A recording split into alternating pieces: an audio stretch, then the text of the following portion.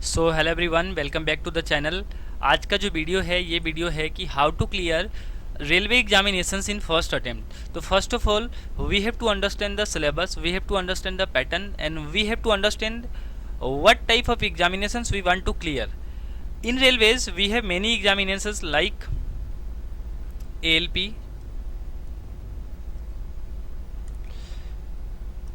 we have ALP, we have Group D, we have NTPC, level 4, 5, 6, level 2 and 3, and Group D is level 1. ALP is technical post. You should have ITI or you have passed engineering examinations.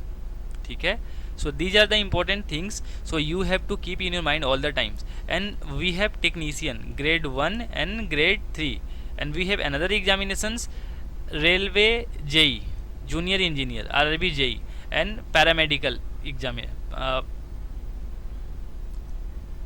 So these are the examinations of railway. So you have to understand the pattern and we have to understand the post what we want to clear the examinations.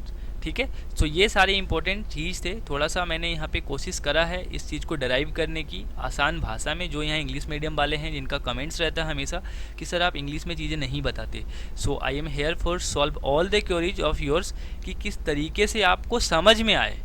The important thing is कि आपको समझ में आना चाहिए। ठीक है, so dreaming of a government job in 2025 है how to clear the railway exams fast and smart.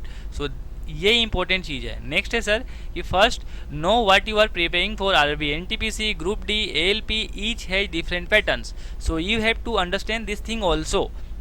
ALP का पैटर्न अलग है, ग्रुप डी का पैटर्न अलग है, एनटीपीसी का पैटर्न अलग है, टेक्नीशियन ग्रेड 1 एंड ग्रेड 3 का पैटर्न अलग है।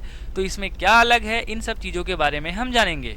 अगले 10 से 12 मिनट के अंदर आपको पूरा का पूरा कंप्लीट चीज़ यहाँ पे समझ में आ जाएगा। आपने 2024 में यहाँ पे गलती करी जिसके वजह से आपका 2025 यहाँ पे ख़राब नहीं होना चाहिए।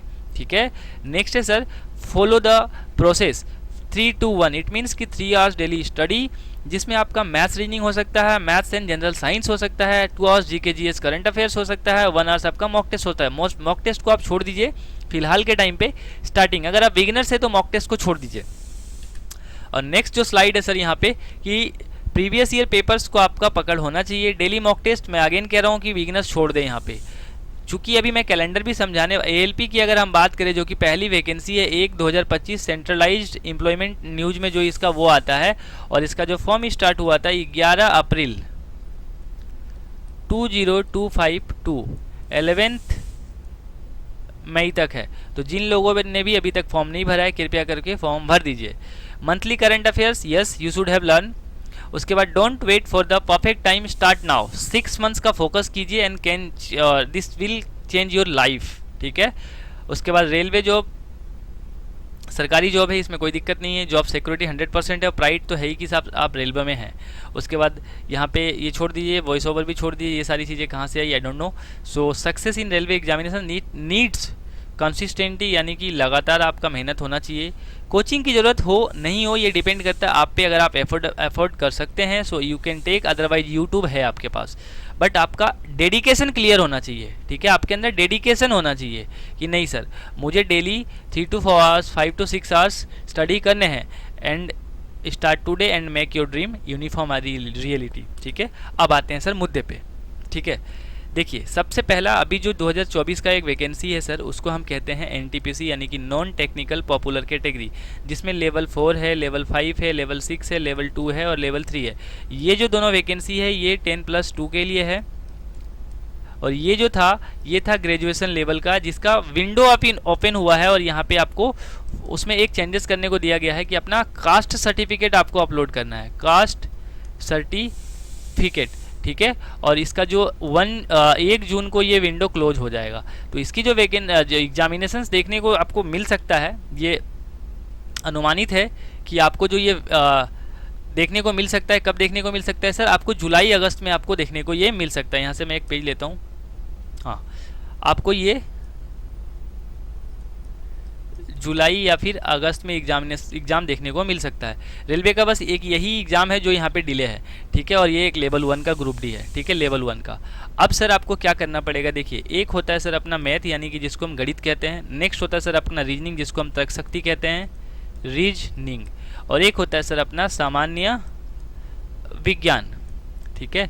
रेलवे का ये नींव है, अगर आपका मैथ्स अच्छा है, रीजनिंग अच्छा है तो जनरल साइंस जरूर कमज़ोर होगा, अगर आपका जनरल साइंस अच्छा है तो इसमें से दोनों में से कोई एक कमज़ोर होगा, अगर आपका तीनों अच्छा है तो सर 80% वेटेज यहीं पे है और 80 नंबर में सिलेक्शन किसी भी एग्जामिनेशंस में हो जाता है। अगर आप एसएससी की बात करें तो यहाँ पे भी 80% में आपका हो जाता है, अगर आप यहाँ पे रेलवे की बात करें तो 80% में हो जाता है, टॉपर बन जाओगे सर आप जिस जोन से वो फॉर्म भरोगे, ठीक है।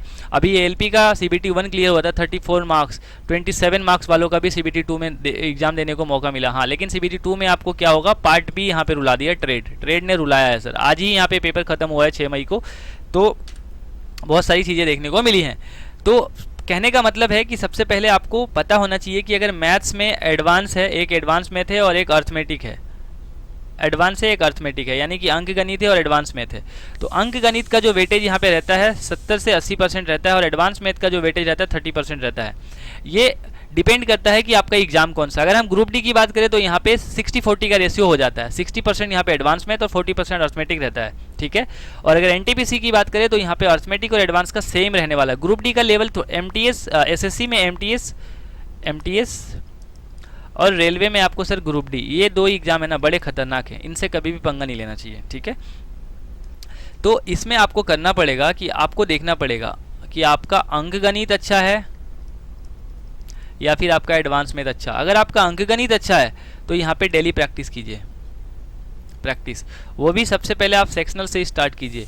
पिछले जो यहाँ पे 15 शिफ्ट में पेपर हुए हैं एएलपी के, ठीक है, उसका कंपाइलेशन मैं रेडी कर रहा हूँ, हैंड रिटन आपको प्रोवाइड कर दूंगा, ठीक है। ये PYQ यानी कि 15 शिफ्ट यानी कि 5 दिन में हुआ था, तो एक शिफ्ट में 20 क्वेश्चन थे, तो 15 दूना 300 क्वेश्चन आपको बहुत जल्दी 2 से 4 दिनों के अंदर मिलेगा।